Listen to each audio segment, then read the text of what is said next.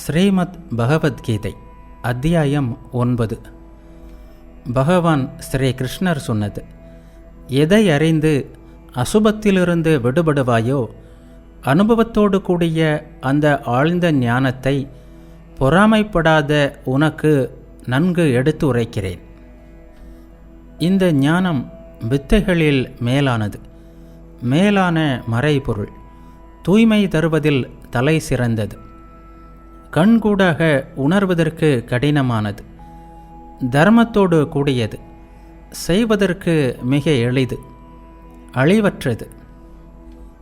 எதிரிகளை வாட்டுபவனே, இந்த தர்மத்தில் ஸ்ரத்தை இல்லாத மனிதர்கள் என்னை அடையாமல் மரண சம்சார மார்க்கத்திற்கு திரும்பி வருகிறார்கள்.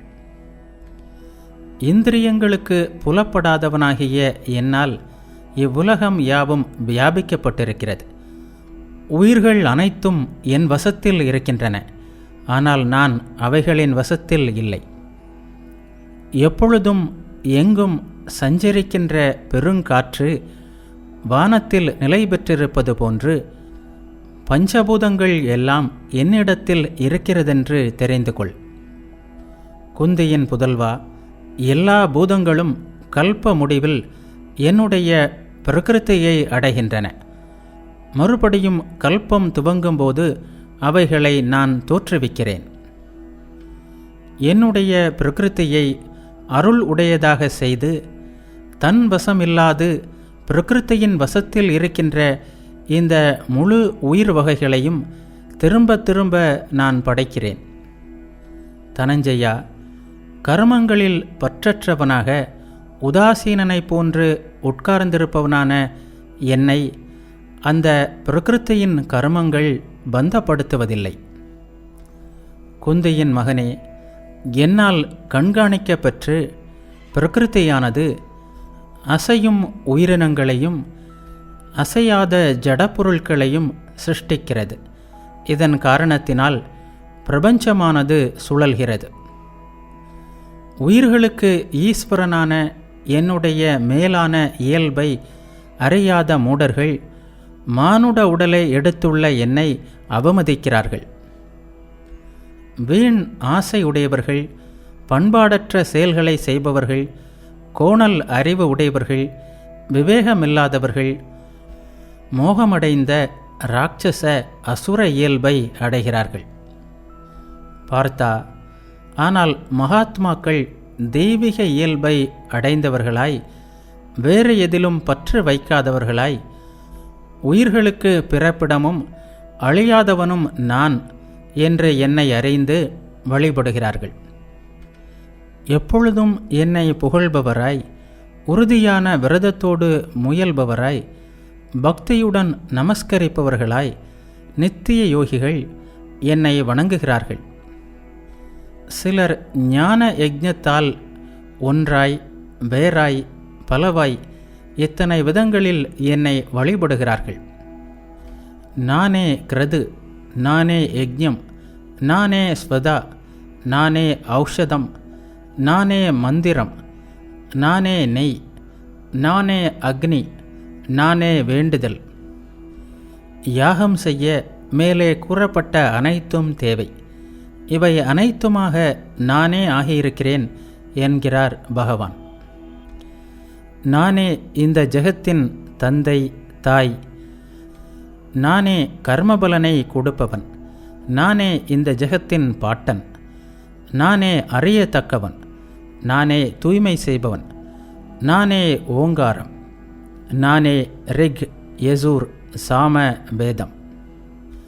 நானே இந்த உயிர்கள் அனைத்திற்கும் புகலிடம். நானே வளர்ப்பவன். நானே தலைவன். நானே சாட்சி. நானே இருப்பிடம். நானே அடைக்கலம். நானே தோழன். நானே பிறப்பிடம். நானே இந்த பிரபஞ்சத்தின் பிரளயம். நானே இந்த பிரபஞ்சத்தை தாங்குமிடம். நானே களஞ்சியம். நானே இந்த பிரபஞ்சத்தின் அழியாத வித்து. அர்ஜுனா, நான் வெப்பம் தருகிறேன். நான் மழையை பெய்விக்கவும் தடுக்கவும் செய்கிறேன். இந்த உயிர்களின் சாவும் உயிர்களின் சாகாத தன்மையும் நானே. நிலையானதும் நிலையற்றதும் நானே. 3 வேதங்களை அறிந்தவர், யாகங்களால் என்னை பூஜித்து சோமபானம் செய்தவர்கள், பாபத்திலிருந்து விடுபட்டவர்கள், சொர்க்கம் செல்வதை வேண்டுகிறார்கள். அவர்கள் புண்ணியமான தேவேந்திர லோகத்தை அடைந்து ஸ்வர்க்கத்தில் திவ்யமான தேவ போகங்களை அனுபவிக்கிறார்கள். அவர்கள் அந்த விசாலமான சொர்க்கலோகத்தை அனுபவித்து புண்ணியம் தேர்ந்த பிறகு மனித உலகத்திற்குள் மீண்டும் புகுகிறார்கள். இங்கனம் 3 வேத தர்மத்தை பின்பற்றுபவர்கள் போகத்தில் பித்தேறியவர்களாய் பிறப்பு இறப்பு என பல பிறவிகளை அடைகிறார்கள். எனக்கு வேண்டப்பட்டவராய் என்னை எப்போதும் நினைத்து கொண்டு என்னை எப்போதும் வணங்கும் நித்திய யோகிக்கு யோக நலனை நான் வழங்குகிறேன். குந்தியின் மைந்தா, ஸ்ரத்தையோடு கூடிய எந்த பக்தர்கள் என்னை தவிர மற்ற தேவதைகளையும் வணங்குகிறார்களோ அவர்களும் விதி வழுவியவர்களாய் என்னையே வணங்குகிறார்கள். நிச்சயமாக நானே எல்லா யாகங்களின் பலனை அனுபவிப்பவனாகவும் எல்லா யாகங்களின் தலைவனாகவும் இருக்கிறேன். ஆனால் அவர்கள் என்னை உள்ளபடி அறிவதில்லை. ஆகையால் பாதை தவறுகிறார்கள். தேவர்களை வணங்குபவர்கள் சொர்க்கம் சென்று தேவர்களை அடைகிறார்கள். பித்ருக்களை வணங்குபவர்கள் பித்ருலோகம் சென்று பித்ருக்களை அடைகிறார்கள். பூதங்களை வணங்குபவர்கள் பூதங்களை சேர்கிறார்கள். என்னை வணங்குபவர்கள் என்னை அடைகிறார்கள். யார் எனக்கு பக்தியோடு இலை, மலர், கனி, நீர் அளிக்கிறானோ அவன் பக்தியுடன் தரும் அன்பளிப்பை நான் அவன் அகத்துள் இருந்து கொண்டு ஏற்றுக்கொள்கிறேன். குந்தியின் புதல்வா, எதை செய்தாலும், எதை புசித்தாலும், எதை ஹோமம் செய்தாலும், எதை கொடுத்தாலும், எந்த தவத்தை செய்தாலும் அதை எனக்கு அர்ப்பணமாக செய். இங்கனம் நன்மை தீமையை தருகின்ற கர்ம பந்தங்களிலிருந்து விடுபடுவாய். சந்நியாச யோகத்தில் உள்ளத்தை உறுதியாக வைத்து வினைகளிலிருந்து விடுபட்டு என்னை அடைவாய். நான் எல்லா உயிர்களிடத்திலும் சமமாக இருக்கிறேன். எனக்கு நண்பனும் இல்லை, பகைவனும் இல்லை. யார் என்னை பக்தியோடு பூஜிக்கிறார்களோ அவர்கள் என்னிடத்தில் உள்ளார்கள், நான் அவர்களிடத்தில் உள்ளேன். முன்பு தீயவனாக இருந்தாலும் கூட வேறு ஒன்றையும் எண்ணாமல் என்னை எப்போதும் பூஜிப்பானானால் அவன் சாது என்றே கருதப்பட வேண்டும். ஏனென்றால் அவன் நன்கு ஆன்மாவில் நிலை பெற்றவன் ஆகிறான். அவன் விரைவில் தர்மத்தில் நிலை பெற்றவன் ஆகிறான். நித்திய சாந்தியையும் அடைகிறான். குந்தியின் புதல்வா, என் பக்தன் அழிவதில்லை என்று தெரிந்து கொள்.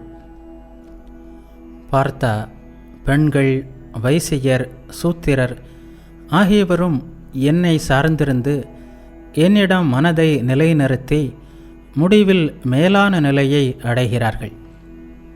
புண்ணியவான்களும் பக்தர்களுமாகிய பிராமணர்களும் அப்படியே ராஜரிஷிகளும் என்னிடம் மனதை நிலைநிறுத்தி மேலான நிலையை அடைகிறார்கள். மனதை என்னிடத்தில் வைத்து என்னிடத்தில் பக்தி உள்ளவர்களாய் எனக்காக யாகம் செய்பவனாய் ஆவாயாக. என்னை நமஸ்கரி. இங்கனம் என்னை அடைவதையே குறிக்கோளாக கொண்டு உன்னை உறுதிப்படுத்திக்கொள். முடிவில் என்னையே அடைவாய்.